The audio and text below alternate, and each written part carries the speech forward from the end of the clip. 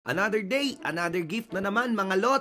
Meron kasi ako nakitang dalawang nagpopogian na bata sa Facebook at nakita kong mataas na pangarap nilang maging isang soccer player ng Pilipinas at talunin si LeBron James at Stephen Curry pagdating ng panahon. Kaya naisip ko, bilhan ko kaya sila ng sapatos para may magamit sila sa pagboboxing? What?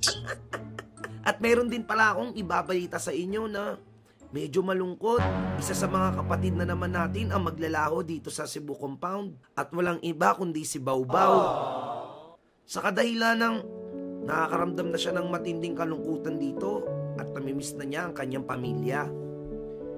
Malungkot mang isipin na sa 5 years naming pagsasama na parang naging aso't pusa kami dahil sa hindi mabilang na away at saya. Isa rin pala sa tumatak sa puso ko at isip ko yung mga panahon na nasa Cavite pa lang kami, na siya lang at si Kuya Alamat ang gusto sa akin sumama sa Cebu. Out of 40 members, nakakatuwang isipin na buong buo yung tiwala nila sa akin. At nakakalungkot lang din na yung taong ito ay kailangan ng umuwi. Parto pa rin naman ang pangarap niya sa buhay. At ito na nga pala, bumiyahin na kami papunta doon sa dalawang chikiting bago tayo dumako kay Kalabaw. Grabe no? Napakaganda dito sa Cebu. Pwedeng-pwede kang maglakad habang katabi ang dagat. Napakaganda na isipin dito na napakapayapa habang nagdadrive kami dahil tabing dagat lang yung lugar. Tapos pwede kang magsenti-sentihan dito kahit hindi ka naman feeling broken hearted. Or kahit may jowa ka naman tas habang umuulan tas naglalakad ka o kaya nasa sasakyan ka, nanamnamin mo ang pagpatak ng mga ulan.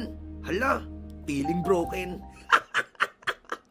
At eto na nga pala, papunta na kami doon sa dalawang chikiting. Sinalubong kami ng papa niyang tatuan, nakamukha ni JM De Guzman. Kulang nga lang sa 3 wisik ng tubig.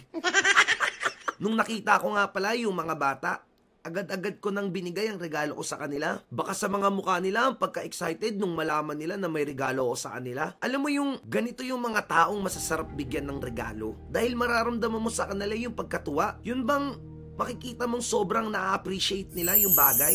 At di man baka sa mukha ko yung saya, pero deep inside, parang nahihil ko yung inner child ko. Tuwang-tuwa ako. Masayang-masaya ako dahil masayang-masaya sila. At gayon din naman ako. Tuwang-tuwa talaga ako sa dalawang to. Sana pagdating ng panahon, makita ko sila sa NBA na makalaban si Mayweather na nagsasaker.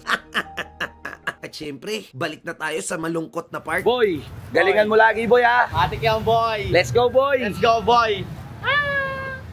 At ito na nga pala mga huling sandali na magkasama kami. Thank you boy. Thank you so. Guys, si Bao, mga lot, uwi na. So, matagal, ilang years din tayo nagkasama? 4 years? 5 years? 4 years din. 4 years or 5 years din kami nagkasama. Tapos, di naman ito yung huli, pero syempre, tutupadin niya rin yung pangarap niya para sa sarili niya na makapag-aral, makapagtapos. Yes guys. Syempre, susulitin niya yung pagiging bata niya at mga araw na makakasama niya din yung mga magulang niya. Bao, mamimiss ka namin. Ingat ka palagi.